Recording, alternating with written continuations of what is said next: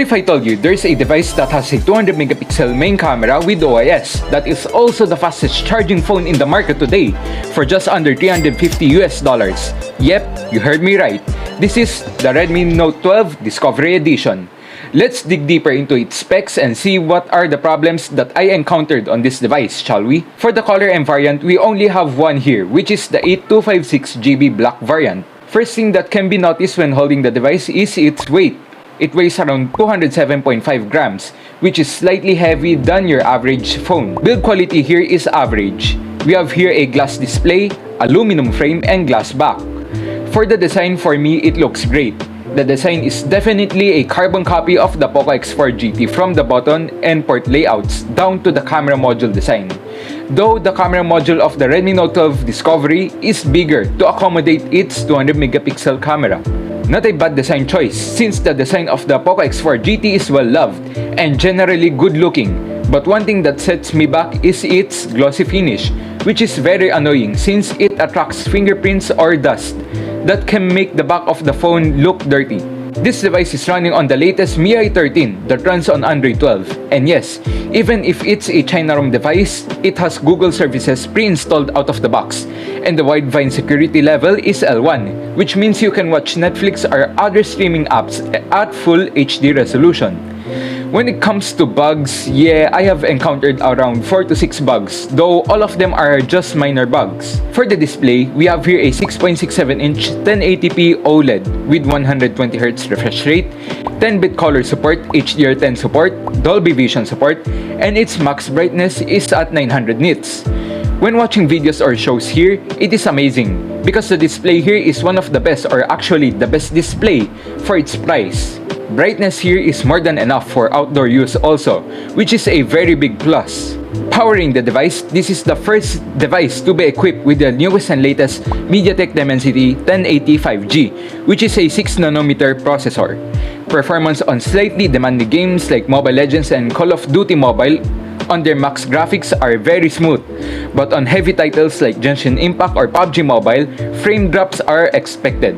Here on Genshin Impact with the settings cranked to the max, you can expect to get between 25 to 40 FPS, which is not bad for a mid-range chipset. For PUBG Mobile, expect to get between 35 to 42 FPS with these settings, which once again is good and playable. For long gaming sessions, you don't need to worry about throttling because this device scored 99.6% stability on extreme wildlife tests. And here we can see that the chipset is very stable when it comes to extreme performance for a long period of time. For the signal, I don't have any signal issues when using this device in the streets of Metro Manila.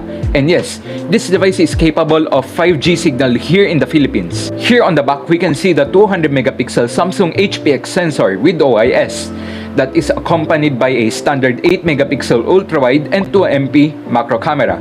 For the 200 megapixel mode on this device, it is really detailed and clean. But do take note, you can achieve this kind of detail on very decent lighting conditions only. For the binge shots, it is also great, especially with dynamic range. For the ultra-wide, I have no comments since this is your standard 8MP ultra-wide camera, though the dynamic range here is good, and I don't have any comments on the macro camera also. For the selfie camera, we have here a 16MP camera. For normal shots, it performs great with decent dynamic range. Here on the gallery app, there are features that are useful, just like the eraser feature here, where you can erase anything and you can erase people too, or shadows. But the shadow removal feature only works on foods. Another feature on this gallery app that can be seen on this device only is the art framing. Here we can select 5 kinds of frames, and for me, I like this one since if you want to make your photos look much more professional, you can just add any of these frames. For the speakers, we have here a stereo speaker setup with Dolby Atmos, and here's some sample audio tests.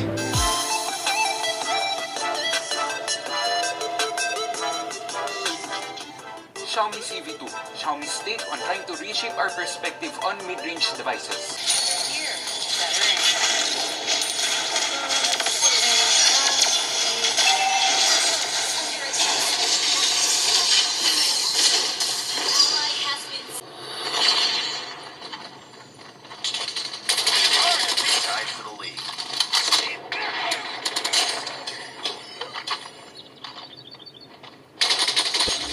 For the speakers, it is really clear and decent, especially when doing music sessions on this device. The sounds here are clear and the volume of the speaker is very loud, much louder than other devices out there, which makes gaming and music sessions here a breeze. For the battery, we have here a 4300 mAh battery, which is relatively small compared to its competitors. But of course, in exchange, this device has a 210 watts charging capability, which makes this phone the fastest charging phone in the world as of making this video. Battery life here is decent for its size.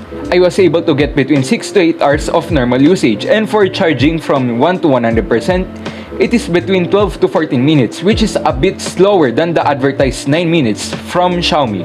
One issue that I have on the charging brick itself, or maybe the charging technology on this device, is that when I completely drain its battery and plugging it in using the 210 watts charger, it will just show me that the phone is charging. But in reality, it's not charging at all. I tried plugging the brick in different outlets and extension wires, but I still got the same result. The phone doesn't charge for like 10 minutes or so, but when I unplug the brick and plug it into a different extension or outlet, that's when the charging will start, which is a very weird encounter. This issue is a nuisance, though I'm not sure if I'm the only one experiencing this. So take what I said as a pinch of salt for now. This device is a great device overall, and for under $350, this device is definitely a bargain. For the camera, one thing that I noticed right away is that the OIS here is not that strong or good comparing to others, and the charging that I talked about a while ago. Even with the issues considered, should you buy this device, consider it or skip it? For me, you can consider this device since even as a casual user who does occasional gaming, this device is more than enough to do the job. Though if you're purely focusing on gaming, then skip this device. Watch this video next, since that device is a good option to consider too if you're a casual user finding a device that is under $350.